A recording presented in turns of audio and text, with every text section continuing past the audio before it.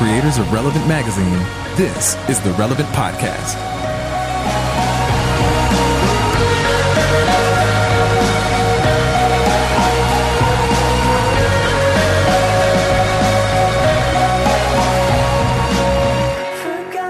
It's Tuesday, September 25th, 2018, and it's the Relevant Podcast. I'm your host, Cameron Strang, and this week's episode is brought to you by the new CBS sitcom, God Friended Me. God Friended Me premieres Sunday, September 30th, this Sunday on CBS, right after a new episode of 60 Minutes. You can go to CBS's website or their Facebook page to see interviews, trailers, and behind-the-scenes clips from the episode. God Friended Me is about an avowed atheist who hosts a podcast about not believing in God, and then he gets a friend request from God, or at least an account claiming to be God. What is a good atheist to do? Brandon Michael Hall plays the lead character, Miles Feiner. Each week he's presented with a new friend suggestion, and each week he has the opportunity to help somebody deal with a hardship in their life. Hall is joined by Violet Bean as a reporter who he meets through a friend suggestion from God, and his best friend and master hacker is played by Suraj Sharma. The three of them are the driving force searching for the God account and helping people along the way. This isn't a show about the supernatural or angels. It's about people doing good and respecting all points of view. God Friended Me premieres September 30th on CBS. I think this is the first time we've had a CBS show sponsor the show, so that's really cool. Yeah. That's pretty cool. Like I said, I'm your host, Cameron, here with me in our Orlando studio, filling in one more time for Chandler Strang. On the ones and twos, Mark Jackson. Hello, world. Hey, you didn't break the last episode. Good job. On the Skype line from Loverland, Virginia, Jesse Carey. Hello. Over there from Nashville, Tennessee, Tyler Huckabee. Hey, everyone. And down the road from Tyler there in Nashville, author, speaker, podcaster, Annie F. Downs. Good morning, gents. Good morning. We have a great show coming up later. Not only was it sponsored by a CBS sitcom premiering this Sunday. It's a big day. It's a big day. Yep. The Relevant Podcast. If y'all know me, my dad went to the University of Florida, grew up a Gator. Went to all the games. Bleed orange and blue. It's been a tough few years. Bleed orange and blue. This is one of the hardest things about our friendship, but it was a good previous decade. Tough current decade. Okay? Coming up on the show today, my hero, Mr. Tim Tebow. Heisman Trophy winner. Heisman Trophy winner. Fellow I'm telling homeschooler. I have I've never met the man, but I have autographed memorabilia that I have purchased from Mr. Tim Tebow in my home office. Absolutely. Yeah. Real affable guy, too. Real affable guy in the interview. If you remember, longtime listeners of the show remember our former editorial director, Aaron Hambury. He was with us. He would do a lot of the interviews on the show. He would tell the story from time to time, little Timmy and little Aaron, little play buddies, little play date buddies. The families were so close. From time to time, there would be joint baths. That's how close they are. And we never let Aaron, like brothers, we never let Aaron let this go. Finally, Tim had written a book a couple years ago. Aaron's like, I'm going to get we'll get the interview. I'll call him. And we had Tim on the show. And it was probably one of the worst recorded audio experiences we've ever experienced. Why? The audio quality was terrible. It was like Tim was dry. It sounded like Tim was on the back of a motorcycle in a hurricane flying down the highway at 100 miles an hour. And you could barely hear it. But the way we couldn't pull it because we actually recorded the podcast before the interview was recorded. And so we had half the show was us razzing Aaron about it. And then so we couldn't pull the interview. So you had to. Yeah. But Chandler and I will still sometimes I talk to Chandler pretty frequently about the pod, and like if I'm not confident in like audio or something, well, he'll say, "Don't worry, this is no Tebow." Like we literally will say on like a scale of like in the studio to Tebow, like it's a spectrum, and Tebow's at the far end. Jesse, tell me where this interview, you've heard it. I haven't heard it yet. I'm going to hear it with everybody else on the show today. On the scale of studio quality to Tebow, where does this Tebow right in the middle. land? It was from his personal cell phone. So it wasn't recorded in a studio. Okay. And I know it was personal cell phone. Well, I'm assuming because it's from a Jacksonville number. I know he was on the road at the time. So maybe if his manager's with him and used his cell phone, it's cell phone quality. But considering his cell phone, it sounds pretty good. I really look forward to you sharing that number with There me. you go. All right. I have it. I have a lot of numbers in my There phone it that is. are very interesting. Annie, he is dating Miss America. Yeah. Hey, he Annie, posted on Instagram. you should see the random numbers I have from years of interviews. Gosh, I with- believe it. Yeah. Question of the week: which former Heisman Trophy winner would you most want to take a bath with if you could? Because I've got a list. You know what's A list funny? ready to go. You know what's funny is one Not time. in a weird way. Not in a weird way. You know what's funny is one time my kid was watching like YouTube videos on my phone, and I saw that my phone was like calling another number. I'm like, hey, give me that. You know what I mean? Kids goof around, Yeah. push buttons. You know, I'm like, he's calling Rob Bell right now, and I just like hung up real quick. And I was like, that would be weird. It's not like I'm friends. I mean, we've spoken a handful of times, but it's not like we're like. It would be weird if I was calling him. That's all I'm saying. So I just hung up and never spoke of it. So that's coming up later. Also on the show today, we have your slices. And at the end of the show, that's right. your Ask Jesse. We normally have our listener of the week, but last week Ask Jesse went so well. It's what do they call it when they extend a run on Broadway? Yeah, I think it I don't just know. did We're extending the I run of think Ask that's Jesse. great. I can't wait. Okay, well, hey, let's just jump into it. On Friday's episode, we went a little long prior to the In Case You Missed It. I mean, we were like a solid 45 minutes into the show before the show started. I mean, we were moved to tears. I mean, Sure. it wasn't wasted time. It was fun. But, on this show, I was thinking we could be a little bit more efficient. So I'm going to move the show along as the master of ceremonies. Okay, it's time for Slices. All right, well, this one's right up my alley, and I really appreciate this man's name is Eloy Lugo. Eloy Lugo, and he is a giant fan of the actor Adam Sandler.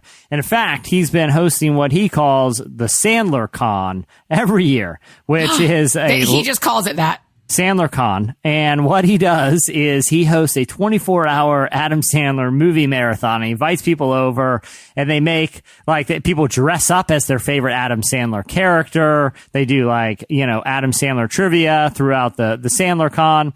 And this year he decided to take it up a notch. And he wanted to figure out a way that he could get some attention to Sandler Con. So what he has been doing this year is he has launched the Year of Sandler, #Year of Sandler. And every day for the entire year, he is watching one Adam Sandler movie every single day. And he's tweeting There are about that many. Well, no. I mean, he's watching a lot of repeats here. He has a deep catalog. There's probably 35 there's Adam like Sandler movies. 20. At least. Feature-length Adam Sandler movies. And we're already into September here. So he said that he has seen 8 Crazy Nights at least 30 times. And he goes back to that one because it's the shortest in the catalog. It's an hour and 15 minutes. So if he has a busy day, like we talked about earlier this week, he has a Mark Wahlberg style packed in day, then he's going to go straight to 8 Crazy Nights because it's only an hour and 15 minutes. He also watches Mr. Deeds a lot, but he's not doing this ironically. He is a massive Adam Sandler fan, and he's actually met Adam Sandler a bunch of times. He says that, even though Adam Sandler has some underrated films, I mean, like Punch Drunk Love, Funny People, where he's actually playing dramatic roles. His go-to that he's seen the most during this Year of Sandler is Grown Ups 2. Is the film Grown Ups 2, just because it is so insane. Have any of you guys seen Grown Ups 2? Yeah. No. I don't think I have either. There is literally no plot to the film Grown Ups 2. It's just one of those movies that's like a connected series of scenes, it's like a day in a small town, the worst small town ever, where both David Spade, Adam Sandler, and Shaq live. Like that's the entire plot of the film. A lot of it takes place at the Quarry, where they have I think it's a dance off between Kevin James and a group of ragtag high schoolers led by Taylor Lautner, but he loves it. He's been going strong. You can follow him by following the #Year of Sandler, and that brings me to one other. It's not really a twofer. It's kind of two slices in one. Forbes recently released their list of the highest paid actors in Hollywood, and there was 2 unexpected names. Most of the names you're like, oh, I can see. Well, that like The Rock or Robert Downey Jr. I know why that person's on the list. They had a big franchise. Number one was a little bit of surprise, was George Clooney, but it was kind of like a loophole because he ended up selling a tequila business that he owns and making like $250 million on it. So good for him. Good for Mr. Clooney. Because he hasn't been in a lot of movies this year. But two surprise entries on the list that you might not expect to be among the highest paid performers in the last year are both Will Smith and Adam Sandler. Will Smith and Adam Sandler. Can any of you guys think of the last time you guys saw Will Smith or Adam Sandler in a movie? Suicide Squad for Will. Which was in 2017. I read recently, and maybe it wasn't like a list, but I just saw it referenced that Mark Wahlberg was the highest paid actor in Hollywood. Not last year. This was from 2017 to 2018. Maybe it's this year. Yeah. It's very likely Mark Wahlberg. That's fascinating because I can't think of Will Smith. The reason why that both Will Smith and Adam Sandler made this movie because they were both paid extremely, extremely well for Netflix originals. Adam Sandler signed like an 8-movie contract, and he's putting these movies out on Netflix. I have no idea if anybody's watching them. Like he's put out, I think 5 up to now, and they're cranking them out. A lot of them are pretty low quality, but he's getting paid a fortune for them. And Will Smith got paid like over $20 million for the movie Bright. Tyler, did you see Bright? That seems like a movie you would at least give a shot. I heard it was terrible. No, I enjoyed it. So it's Will Smith and it's Joel Edgerton. But we got to be fair. We all Edgerton. love Mark Jackson here, but we have some film snobs on staff who have very differing opinions than Mark about. So, are you the saying quality that of Mark movies. is a trashy movie watcher? The lunch conversations between John David Harris, our creative director, and Mark, and talking about a film, it is literally like black and white. Interesting. I just heard it was bad. I haven't seen it. I think Mark so is take into Mark's like, opinion the greatest show in Mark, context I think is you're given laying in. is like fake Seinfeld movies, like movies that like George and Jerry would go to, Death Blow and things like that. You know what I mean? I don't know what is the Death Blow, Jerry. I actually saw Bright. Yeah. Bright is a really weird movie that Will Smith got paid a ton of money for, and I think the pitch line was literally it's Bad Boys meets Lord of the Rings. So it's in a futurist. And Mark, is that accurate? What? I mean, that's pretty much the plot. Where Will Smith plays a cop in basically like a modern day Lord of the Rings universe in like Compton, LA.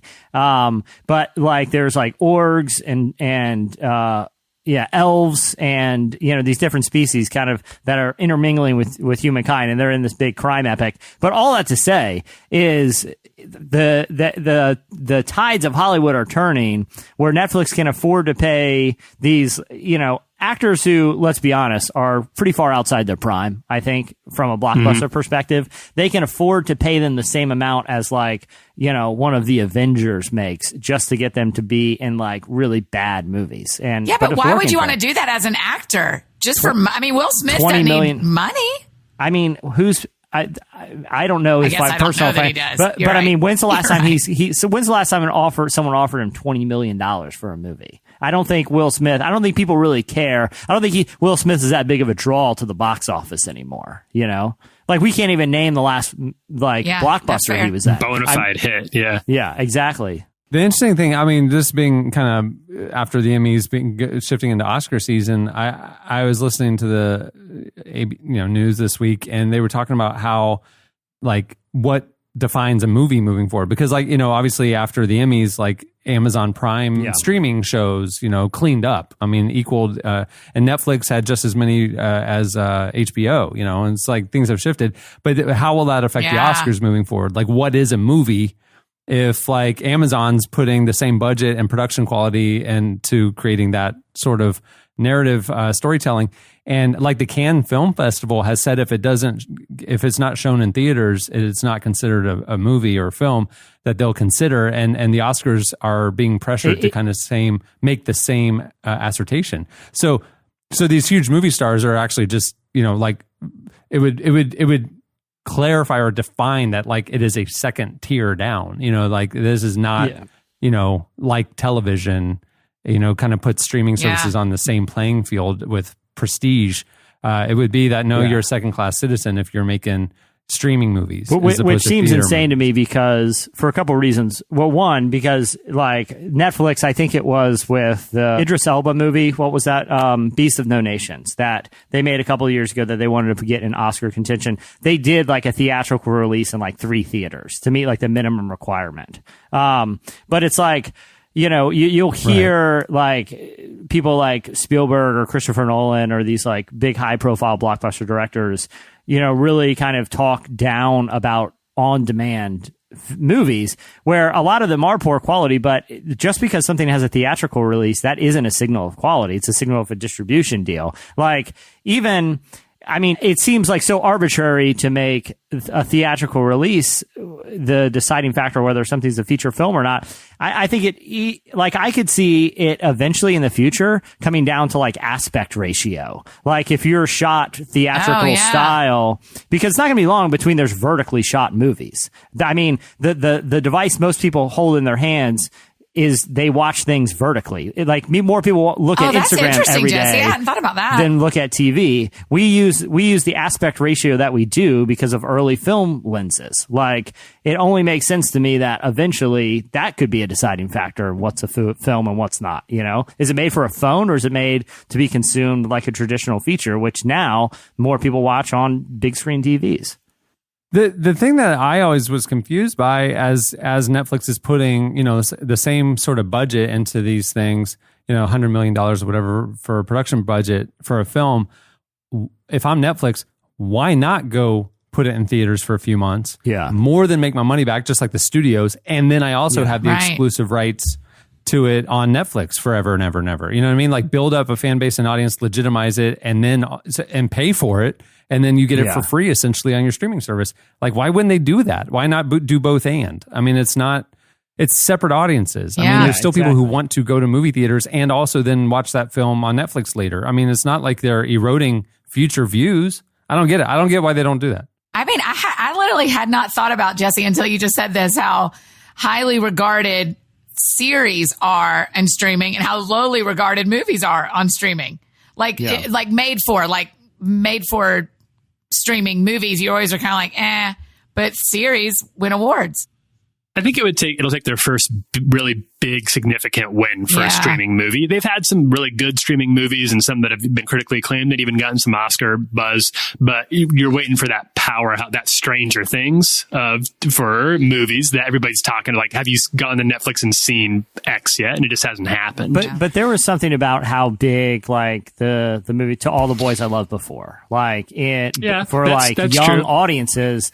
Everybody's seen that for like, you know, that movie's marketed towards like teens and it's huge, you know, like that'll probably be, I mean, Netflix doesn't release numbers, but anecdotally, it seems like just as successful as any other traditionally released teen movie. But again, why not put that into the theaters, go make $70 million and then put it on your, and then like the next day, put it on Netflix. Yeah. I mean, like, I don't get why they aren't, it just seems like business, you know what I mean? Anyway.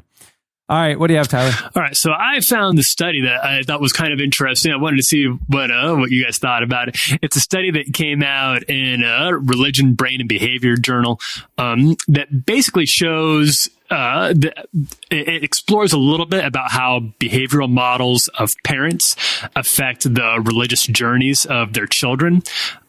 This particular study was taking stock of atheists in particular, and they asked the question, when did you decide to leave the religion that you grew up with, and how serious were your parents about their faith?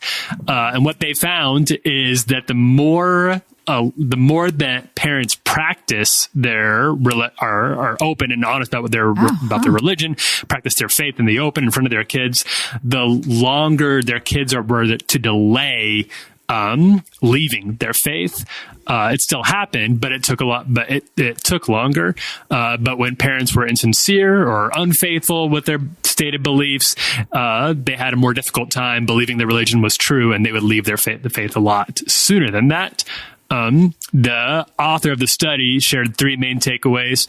He says, first, the extent to which parents faithfully model their own religious beliefs to their children works in tandem with other processes to produce unique trajectories of the timing at which one becomes an atheist. Being allowed greater religious choice seems to drive the age of atheism down.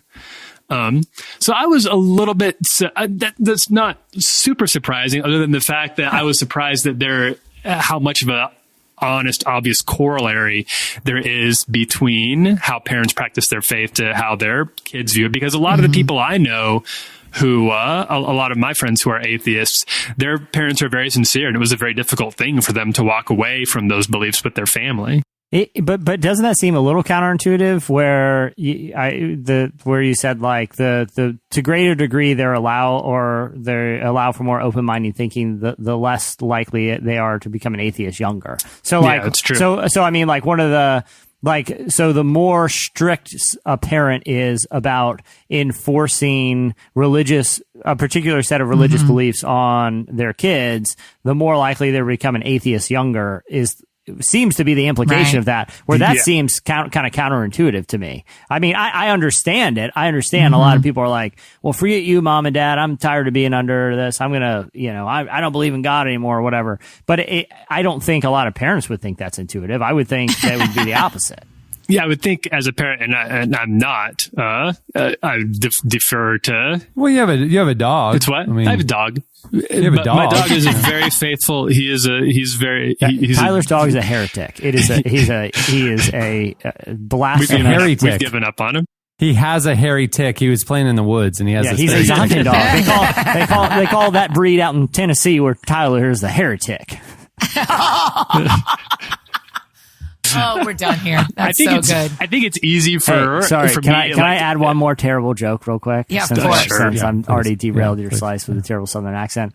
I saw someone post on, I live in Virginia, and like the hurricane evacuations are like a big deal. Everyone's talking about where they're going to evacuate. And someone posted a meme that was like the Southern word of the day. You'll like this, Annie. You appreciate Southern nomenclatures. And the word was namaste. Namaste. And it was like the translation. Are you going to evacuate? And it was namaste here. Namaste here. Come on now. That's really good. Very zen there in Virginia. Heretic. Very zen. I just think it's easy for me, as being not a parent right now. I apologize for nothing. To think like, I'd be the cool parent who doesn't try to like force my beliefs on my kid. Like I'd be the perfect amount of like moderation and level headed about how much I like enforce what I believe my religion on my kid. But then you have the kid, and I can see it becoming a lot more complicated early on. No way. You want them to be strong in their faith. You want them to grow up to be godly. You want them to, there's no way you'd be hands off with the spiritual life of your child as they grow. You'd want to teach them what you believe and why, and you'd want them to believe what you believe because you believe it for a reason. And that's biblical too. That's not a bad thing. But even the Amish though, like they have what's that year where they tell their kids like I always forget the name of it. Yeah, they're 21. Sure we'll get corrected on this. Yeah, there was a couple of reality series about that year. The year where they can like go live in the city and do all the opposite of their upbringing, and then they can choose. And like 95% choose to go back to the Amish way. Key, and that seems to be what this study at least sort of validates that approach. To be like, look, if you're allowed to at least think different things, might be less likely to abandon the. How does that play out in your house, Jesse? How do you and Dana are you handling that with your two? They're so young, they're 5 and 2. And so they're not really at the point where they're kind of asking questions outside of what we've kind of raised them to believe. But I like to think I would be reasonably open-minded as a parent. Dude, it's coming soon, man. Cohen's 8, and we literally 2 days ago, we're driving home, and we drive by a Mormon church, Latter-day Saints, and Jehovah's Witness Hall, and like every day. And for some reason, there's just a ton of cars in front of the Jehovah's Witness Hall when we drove by the other day, and he noticed it, and he actually asked about that church. And I was like, you're 8, I'm going to talk to you. It's not. And so I was like, so we talked about the different beliefs of, the different religions. and Mormons and Jehovah's Witnesses and Buddhists and Jews and Christians. And he says, and he's 8, and he goes, well, how do you know which one is right? And then we talked about that. And he said, but don't the people who believe those things believe that they're right? And we talked about that. And then we talked about heaven and hell and belief and whatever. And like my thing as a parent is just like model a godly, I live in a way that like knowing that your kids are watching, that if your kid grew up to be exactly like you and make all of your decisions, you'd be proud That's of a good them. word. Try to live the example of what you want them to be. And then 2, talk to them honestly about faith and doubt and belief and why. My big thing with Cohen, his brain works the way mine does in some respects. And like, I don't tell me what to believe or what to do. Tell me why. Let me buy into the why. Let me understand. And then I'm in. But if you try to give me easy answers for complicated situations, I can see through that. And now I don't trust you. And so at 8, I'm trying to be honest with him.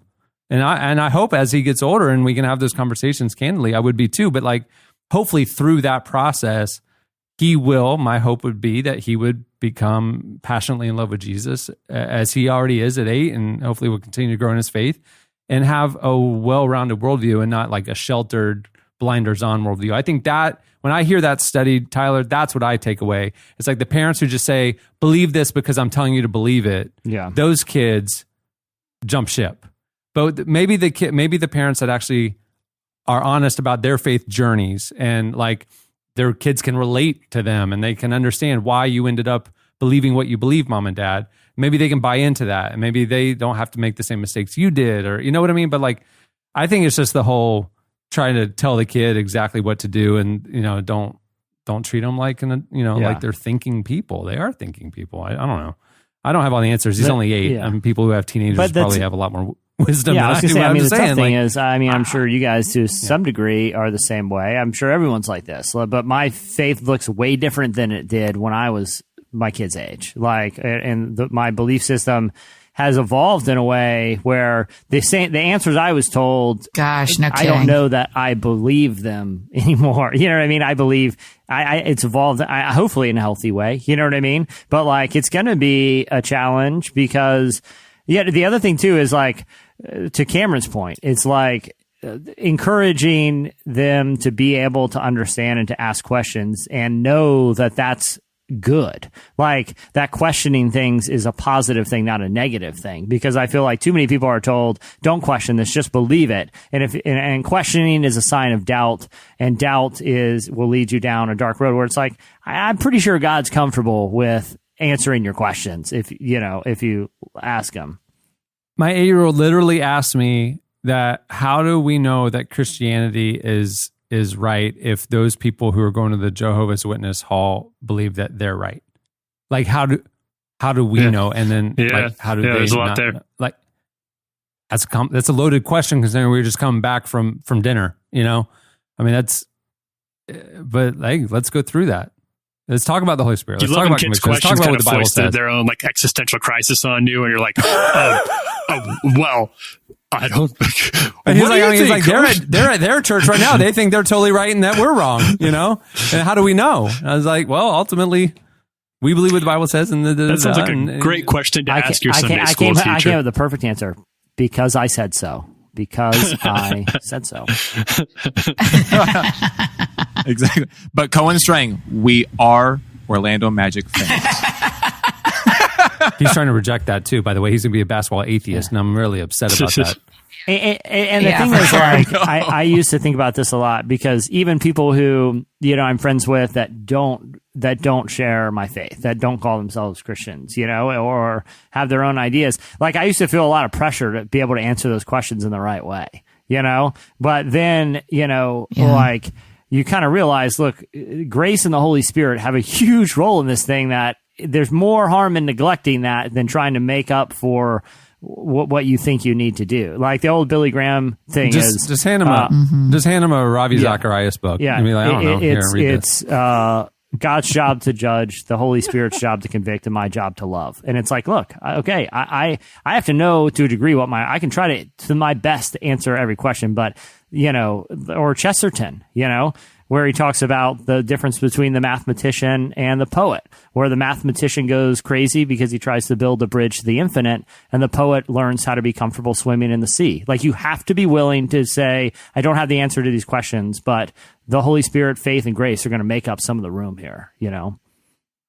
Well, speaking of the Holy Spirit, in a way that only he can tie us all together, I'm going to tell you a slice that has to do with streaming and family together. Pure like Flix. we planned it. But Have you guys heard about this thing? It's called Pure Flix. Have you heard? No swearing. Okay. Yeah. Okay, so Jesse, Andy, before you get into this, this is honest. This is true. After Impact Week, where we made part of the bit, we had to torture Psychological Endurance Challenge. Daz had to watch a marathon of Pure Flix's world's first Christian soap opera, Hilton Head Island. Our team noticed through internet evidence, not because of personal surfing or whatever, that Pure Flix put in like a Google ad buy that if you like Relevant, that it would advertise oh my Pure gosh. Flix shows to you. And I don't know if they were like doing it because they're like, oh, look at all these people from Relevant coming over to Pure Flix. Let's target their demo. Or if they're kind of like, well, you screwing with us, we're going to screw with your people too. I don't know. I don't know what the motive is. Hey, I told you one time I did a bit on here about Pure Flix, and I got an email that week from an unnamed person in our sales department who was unhappy because they were planning on. Yeah, they are no longer an advertiser. Yeah. Well, my slice isn't even about Pure Flix. It's about Netflix. But there was a research group that did it's called Streaming Observer, that pays attention to Netflix watchers. And it said they researched that Netflix users are so addicted to binging that they're actually watching more Netflix than they're spending time with their family. So here is the stat. On an average, I won't do all the math for you, but they did all the math for you in the article, which is fascinating. But this is how we spend our free time. These are for Netflix users. 71 minutes of every day you spend watching Netflix. So about an hour of a show. And then only 36 minutes is spent with uninterrupted time with your family. So literally half the amount of time is spent uninterrupted time with your family. The other things they listed, which will kind of ruin your lives a little bit, is that the top is Netflix with 71 minutes. The next one is socializing. So spending time with friends, being out for 39 minutes of your day. 36 minutes is your time with family. 27 minutes is your time on Facebook. Blah. And then you exercise for 17 minutes. This is the average Netflix user. I know we don't do a lot of callbacks, but if you listen to last week's show, like this isn't, say, like a Mark Wahlberg who this is just his cryogenic chamber. This isn't Mark Wahlberg. This is a Netflix user. Yeah. And then 16 minutes is spent reading. So, but I mean, this feels true to me that Netflix bingers spend twice the amount of time with Netflix than they do uninterrupted, Tyler focused was time with their family. we talked about a slice earlier too, where it was like Fortnite and video games. We're now and how it's messing up families, marriages. Well, like it's becoming commonly cited. Yeah, it's a commonly cited cause of divorce. People like addicted too. to video games, specifically Fortnite. It's breaking up marriages because people are addicted to it. Not to get into family drama, but I literally right now have going on a 2-week Fortnite restriction. It got too much. I mean, like we were limiting it. More than X amount of minutes a day or whatever during the school week or whatever. But like, it's all he would talk about. It's all he would think about. Yeah. It's all his friends talked about. And it became beyond an obsession. It was not okay. And so I'm just like, cold turkey, buddy. Sorry, 2 weeks. Wow. And it's really hard for him. Well, we just walk in and I'll see him in thought. And I'll be like, hey, what you thinking? And he'll be like, oh, you don't want to know. It's a thing. It's Jesse, I'm not kidding. It is a thing. This Fortnite addiction is a thing, man. Some parents are hiring Fortnite coaches for their kids because they don't there want are them Facebook groups. Dude, there's a New York Times story. I showed it to Cohen. New York Times story on Sunday where they talked about, the headline was, "The summer of Fortnite is over," and how parents are coping with this, like going back to school, trying to get kids broken off of, the immersive addiction. And there are Facebook support groups. There's life coaching. There's interventions happening. Jeez. It's insane. It is insane. That's And insane. you always sound like your grumpy old grandfather. But I mean, that's one thing I kind of, not to talk overly about parenting stuff, but like just for kids in general, it's like riding bikes and goofing around and building forts and getting in trouble in the neighborhood, like, is that still a thing for kids? Like, Right. I mean, I am absolutely of the mind that kids need to be bored. Yeah. I know the whole idle hands, the devil's playground, blah blah blah. But like kids need to like fall out of a tree every once in a while. You know what I mean? Yeah. Like our house being under construction. There have been days when I come home, me and him come home. There's no internet. There's nothing, and everything's in boxes and whatever. There's nothing for him to do. He just has to go kind of like, I'll watch him. He'll just get a stick and just go out and like play around in the backyard. Like good. Or we'll Cohen, be come here. driving I'm going to around. show you how to hang drywall. Yeah, Right. yeah. We'll be driving around in the here's car. the new game. It was big with your grandfather's generation. Got a hoop and a stick. Now have fun. We'll be driving around the car and he's like, "Can I have your phone?" I'm like, "No." Kids are, and he's like, "Are you going to say kids are supposed to be bored again?" I'm like, "Yes." Yeah. Kids are supposed to be bored in the backseat of a car. Yeah. Look out the window and use your imagination. Like, I don't care. Call me crotchety old man. I don't care. Like, Adults are supposed to be bored. I know. Yeah, we being need to be bored is too. part of the human experience. I was never bored as a kid because I was building super sketchy ramps out of wood I stole from a construction site, and it was Yes. awesome. So true. Dude, I have scars on my arm because we lived next to a nature preserve, 80 acres of Florida swamp. I would go back into the woods at 10, 11, 12 years old with a machete, and I would find vines that I would chop, and I would climb up into large trees. These are 100-foot tall trees. I would climb up into trees and swing like Tarzan through the woods and vine and smack into trees and then fall to the ground and break my arms, and I have scrapes everywhere. And I lift up logs, and then there's a snake underneath it, and that's a coral snake, and you got to chop it in half. I mean, like, Did you grow up in the Amazon? What story are you telling us This right went from now? like very relatable to like, this sounds like the wild thornberries. I've done time in juvie, and I regret none of the shenanigans. None of them. Did I miss years 13 through 16? Sure. Do I apologize for burning down that apartment complex? Legally, I had to. But was it a time of my life figuring out what a Molotov cocktail was? You betcha. dude, I lit the woods on fire multiple times. I jumped off the roof a bunch of times testing various parachute designs. You know, that's what kids should do. That's what kids should do. Turn off the video. Ironically, all Hey, of but those guess things. what? My slice isn't about kids. It's about Yeah, us. but- It's about the grown-ups. Ironically, all of those things, Cameron, you mentioned, setting fires, building forts, and jumping in parachutes, are primarily what Fortnite is. You could do all those things in Fortnite. A But lot the- safer. Annie, for real, like, I mean, the most Xbox users are 30-year-old men. I mean, Hey, listen, 27-year-old, I don't think, I- is the average age or something like that. It is an adult issue. It's not a kid's issue. Right. It's an adult issue. You know, it's just my question is like, this is unprecedented in the sense that, like, you know, we came of age when the internet became a thing, cell phones became a thing. The generation coming up, like, that's Yeah. it. I mean, that's the only world they've known. Native and they've been plugged in technology. since they were babies. So it's like, you know, the way technology and things change. I mean, like, I don't want to say like that's necessarily a bad thing. You know, it's not a technology thing. I mean, there's other things that would have filled that void in other generations, you know, whatever.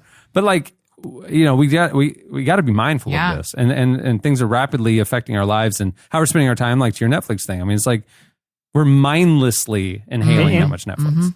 You know, we're not being intentional. That's right. Well, I You don't- know, if I you think guys it's read the be in more the intentional. current issue of Relevant, we talk with Bo Burnham, and that's basically what Eighth Grade, his film, is about, and it's probably, you know, in early Oscar buzz, is what it's like to come of age in a time of constant screens. You know, Yeah. Yeah. Well, it just means that they're going to be doing video games of parachuting instead of jumping off their roof when they were home that's sick scary, one though. day from school, and they found their ski. I had, you know, like little kids wear those, like when you go snow skiing, they have Yeah. like the padded overall things. I put that on. I got the ski boots because I thought that would add ankle rigidity. Right. And I got a couple trash bags and I climbed out onto the roof and jumped off. I'm home alone, sick. I'm in 4th grade. It was the most painful thing. Those boots like jammed into my shins. I'm writhing on the ground for an hour. I can't walk or move. And my mom comes home and I'm laying on the side of the Cameron. yard. And she drove up and she's like, "I thought you were sick." And I'm like, "I am now." And I was like, in tears and stuff, you know. I don't know if you guys ever watched Pete and Pete. Like looking back, it's a pretty surrealist, weird show. Oh my gosh, But, Pete but and the Pete. episode Oh, yeah. one of the Pete's fakes being sick so he can have a sick day, and he tunnels out of his house with a spoon under the house. And it's like, that's basically what kids did during sick days. Sick days, I'd watch the Dick Van Dyke Show, Gomer Pyle on reruns all day long. Price is Right.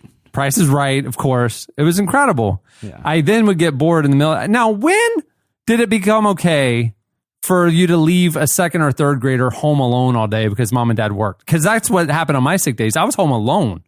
I'm remembering back. I would never leave Cohen home alone. I would never leave Cohen home alone. Second on a sick and third day, grade. I know.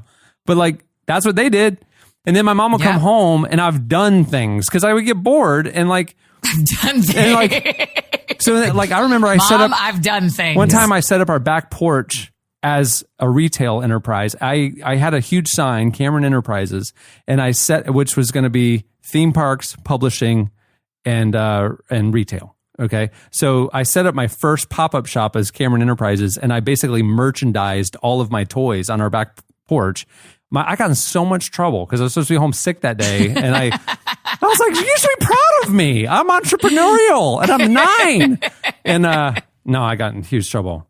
Yeah, I got in huge trouble. But kids need to do that junk. Adults need to do that junk. Be bored. Be bored more. That's the lesson. All right. That'll do it for Slices. Stay tuned. Up next, Tim Tebow joins us. Tell me if I wasn't broke, ooh, would you spend more time with me like you said you do? Oh yeah, tell me what I'm supposed to do, 'cause the only thing I need is to be loved by you. I'm starting out. This podcast is brought to you by Fuller Seminary. Ministry looks different than it did even 10 years ago. Fuller prioritizes an innovative, forward-looking environment where students and faculty can explore the intersects of work and theology and encourage one another in their callings. To support this collaboration, Fuller is now offering the Catalyst Scholarship to select incoming Masters of Divinity students for winter 2019. Recipients will receive a 50% discount off tuition during their first year of study at Fuller. This new scholarship supports the theological education and spiritual formation of innovative, collaborative students who want to be a part of a diverse and inspiring learning community. But tell me if I wasn't broke, would you spend more time with me like you said you do? Oh yeah. You're listening to Sam Henshaw. The song is Broke. At the beginning of the podcast, you heard Arlie with Water Damage. Both of those are relating to my home renovation. Tim Tebow is a professional baseball player, NCAA football legend, go Gators, former NFL quarterback, and is currently also a college football analyst for ESPN. In his new book, This Is the Day, Tim explains why we shouldn't fall into the trap of putting off God's calling on our lives and should instead seek out our purpose today, even when it sounds risky. Here is our conversation with Tim Tebow.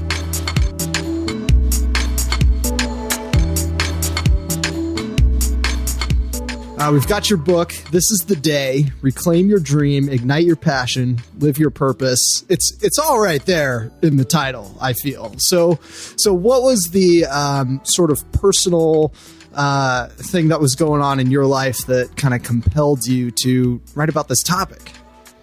Well, I think there were so many things, to be honest with you. I think it was 4 or 5 different instances in my life where I really wanted to, where this really stood out to me. And I think one of the first ones is being around so many people that would share, one day I'm going to go on a mission trip, or one day I'm going to start a diet. One day I'm going to, get right with God. One day I'm going to tell my dad I love him. And I was just around this for so much, and it started to weigh on me. I was just like, but we don't know if we're going to have one day. We don't know what's guaranteed, but we do know we have this day. And so we need to start living this day as if it were on purpose, and with meaning, and with passion, and with significance. And it just kind of weighed on me. And then, my dad got diagnosed with Parkinson's. And so it was even more meaningful to me, where I don't know how much more time I got to have. I need to start living my relationship with him, because I don't know how much longer I'll have him. And then I would be around so many young people that would say, you know what, Timmy, I can't wait till one day when I can go do this or I can go do that. And I would say, but you're not too young, and you can still do it. And I'd be around old people, and they would say the same things. And I would want to encourage them is life's not about one day. It's about this day. And you can find that purpose, passion, and meaning in everything that you do.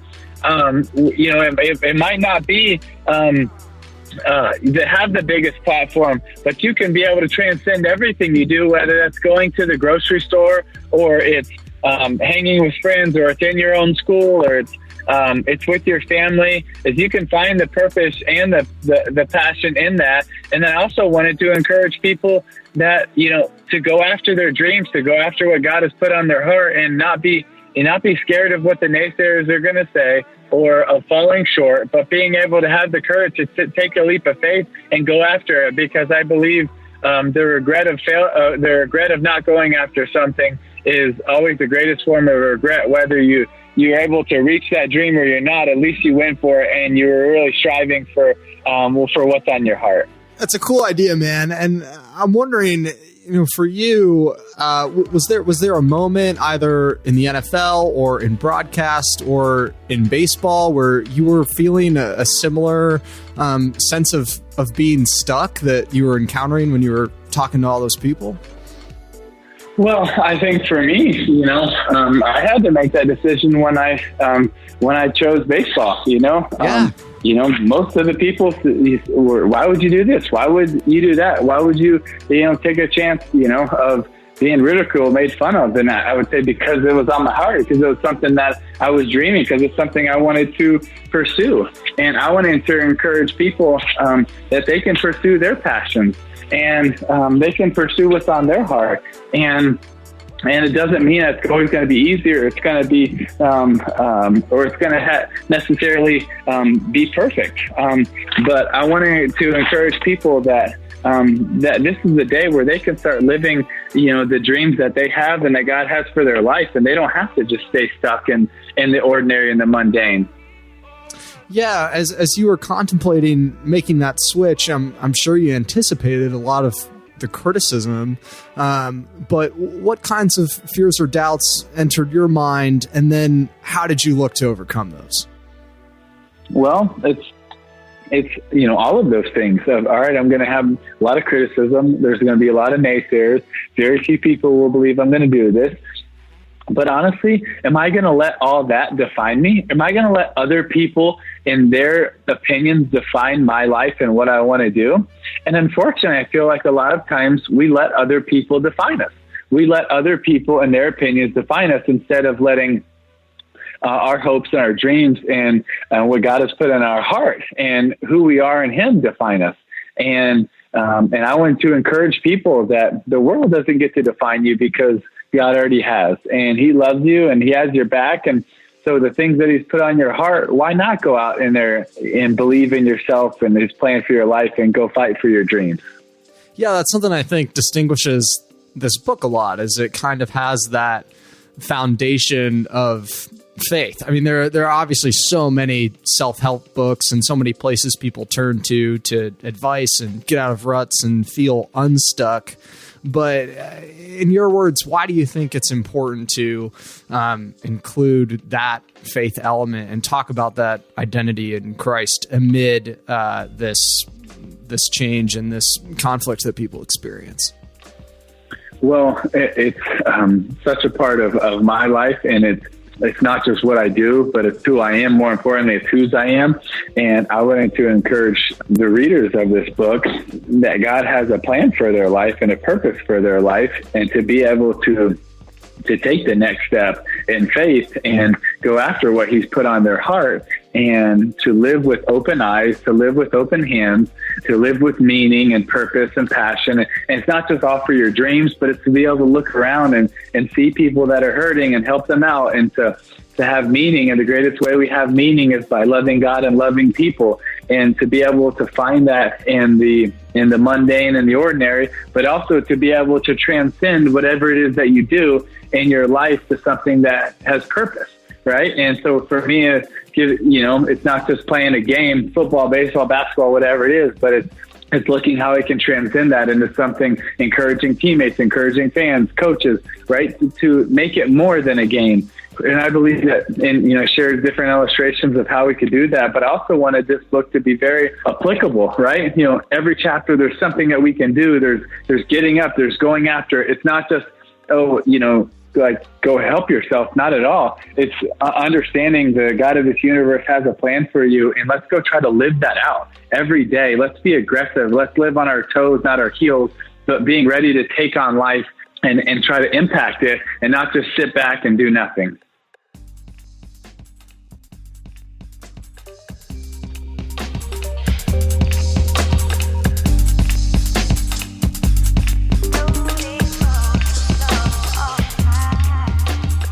That was Tim Tebow. Make sure to check out his new book, This Is the Day, because this is the day it releases. And you should go get it because this is the day that you can go online and buy This Is the Day. Stay tuned. Up next, Ask Jesse.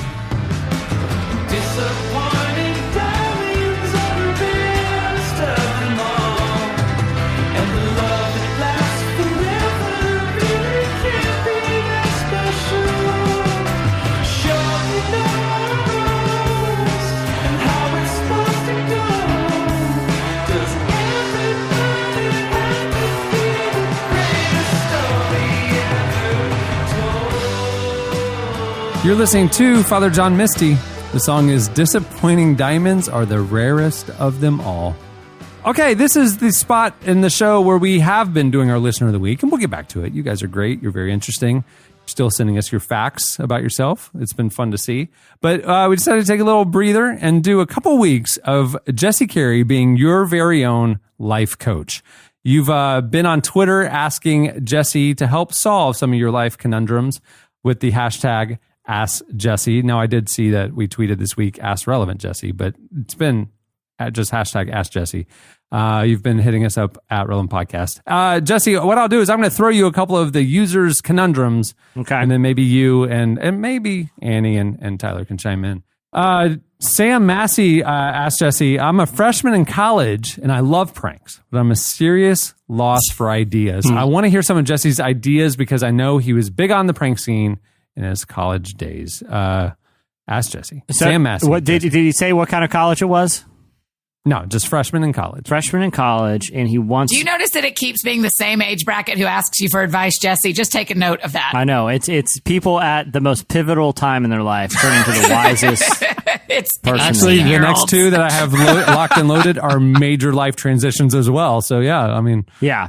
Well, the key is, I think, is to get weird and to... and to not allow, you have to develop the reputation that there's no line you can't cross. What's this guy's name? Blake or Todd? Pam? Sam Massey. Sam Massey. Okay. Blake or Todd? Sam, and you need to target the RAs. That's the big thing. You want to be, because anyone can just pull a prank on their classmate. But you want to make sure that you are known as a man of the people. And the best way to do that is to send a message to the RAs. You start off simple. This is an easy one. Get a trash can full of water and you lean it against the door of the RA. I'm talking ice water filled to the brim. Of the RA, not of a fellow college student, but of the RA. Of the RA. And wait, just very late at night so that you're waking him in dead sleep. Call his room. Be like, there's a fight out in the common area. Hurry. And he opens the door and guess what? He gets a big trash can full of water spilling all over the room. Message sent. Go after the big guy. Go after, one time, I don't know how gross we want to get, but one time some clown tried to prank me by going in the middle of my room in the middle of the night and unloading a couple pillows full of feathers. Okay, the cleanup wasn't fun, but I took it up a notch. You know what I did? And and this is what you need to do to the RA if you have no morals. You go to the nearby hair salon. Go to the dumpster out back. There are trash bags full of hair. You unleash one of those bad boys in the RA's room.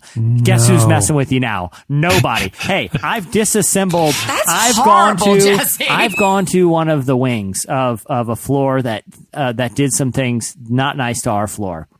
We went in the middle of the night. We disassembled all of the stall walls in their bathroom. So guess what? You're using the toilet right out in front, or you're going to another dorm. You gotta think what's going to take it up a notch there, Sam. Don't worry about the thing is too many people worry about consequences. Don't worry about consequences and target RAs. Nothing will go wrong. All right, there you go. All right, Ben McGill Okay. wrote in, asked Jesse, how do I get my newborn son to sleep through the night? Oh, that's it. I feel like you could really answer that, Jesse. Yeah, that's a very his name's Ben Gill. What I would do, Ben McGill, M-A-C. First off, congrats on your newborn son. This one's very easy. You don't allow the child to sleep during the day. Children at that newborns need to be sleeping. They need to be sleeping like 18 hours a day, most of it during the day in naps. Don't let them take naps. Guess what? They'll sleep like a baby at night. And it sounds messed up and your pediatrician's not going to like me, but if you want to know the truth, I'm giving it to you, friend. So just keep the baby up just all keep day. them up all day. When you're awake, there's plenty of ways to keep a baby up. Play loud music or just, constantly wake the baby up, That way they're going to sleep through the night. Hey. Yeah. Exactly. Hey, wake up. No, Just saying, stuff hey, like yeah, that. That's, easy tip. Hey. Horrible. Yeah. You're probably going to mess up their growth, but you're going to sleep good. You're probably stunting their growth, You're but it's probably cool, stunting cool. their growth and their development. But I'll tell you this: you're going to sleep for a solid 8 hours. Like you're going to be on Mark Wahlberg's schedule. So, lastly, for this week's Ask Jesse, Hannah Van Dyke wrote in. Jesse, she has a conundrum. She's getting married in 2.5 weeks. Wow! Congrats. And is looking Hannah. for ways to have the best wedding ever.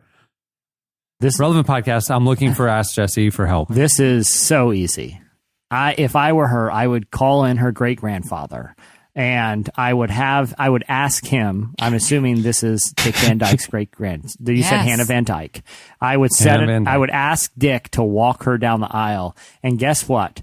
At the last minute, someone's going to push out an ottoman and he's going to trip over it. And the whole house is going to come down. And people will be talking about that it'd be the best wedding ever. Cameron, do you not agree? You would be talking about it for the rest of your life. Actually, I like it. I like it even if it's not Dick Van Dyke. I like it if just when her dad's walking her down the aisle, they do the Van Dyke ottoman trip. I like that. That's good. Yeah, exactly. Even if her name isn't Van Dyke, I think tripping someone in a very sensitive moment is going to be hilarious. So, because half the people you're going to get the gasp, oh no, and then you get the people who are in on it like that's pretty good. Push an ottoman right out in front of them at the last minute. Never saw it coming. Hannah, I will say this: it'll be memorable. I don't know if it'll be the best, but it'll be memorable.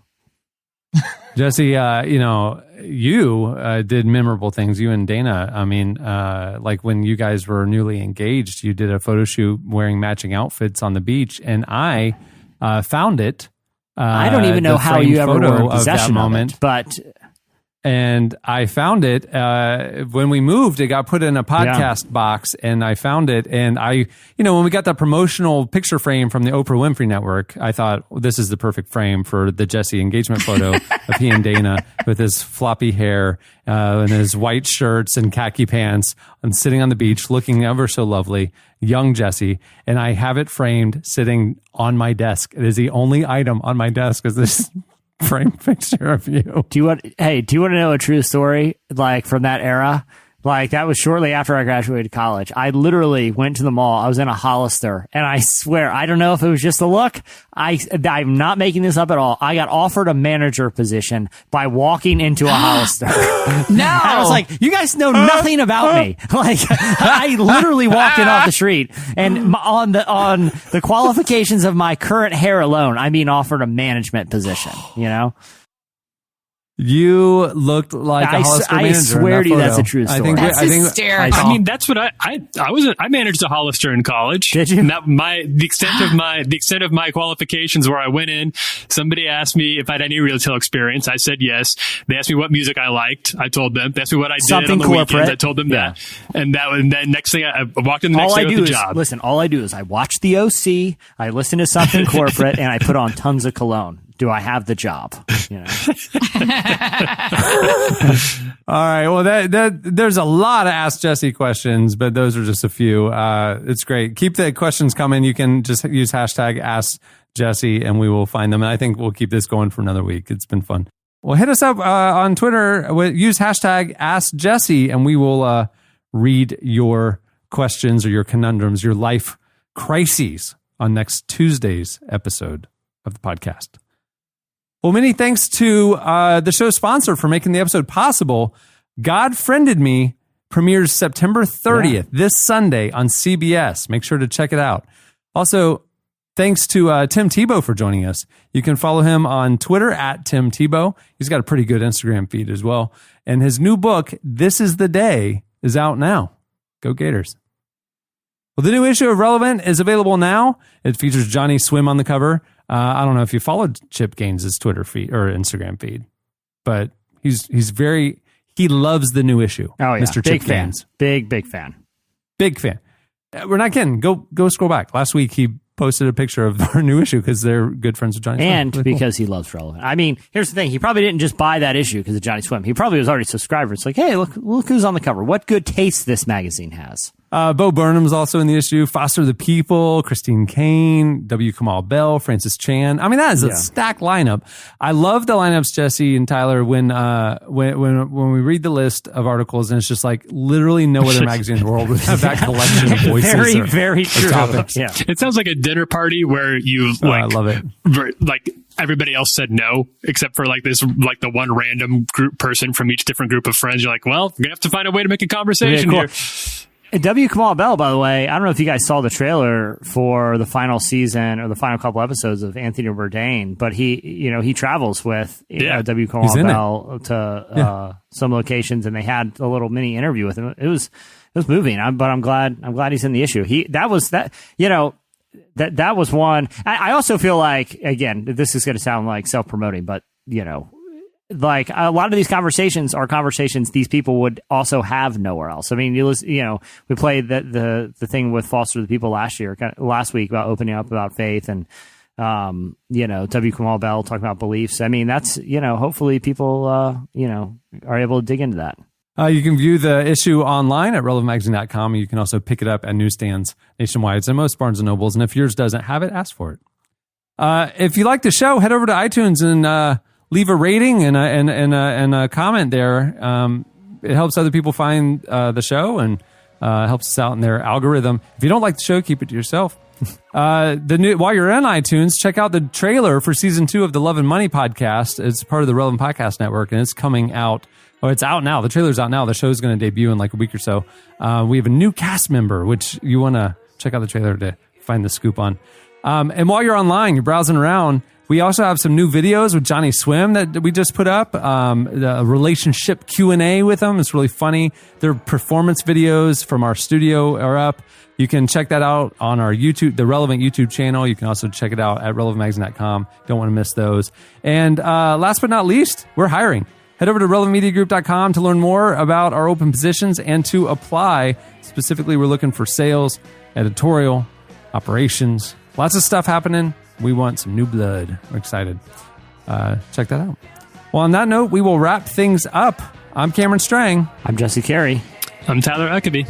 I'm Mark Jackson. I'm Annie F. Downs. We'll see you on Friday. Don't miss it.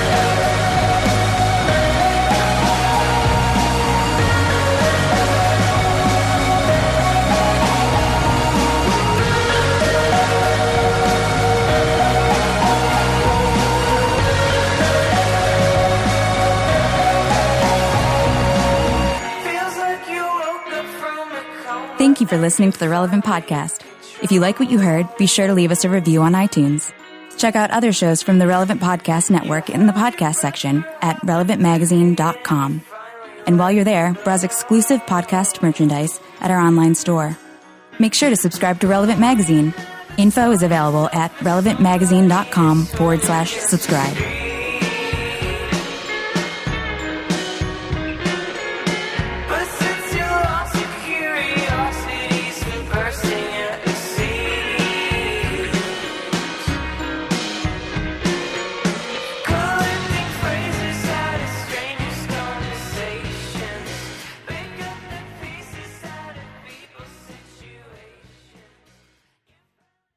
Was it a time of my life figuring out what a Molotov cocktail was? You betcha. Relevant Podcast Network.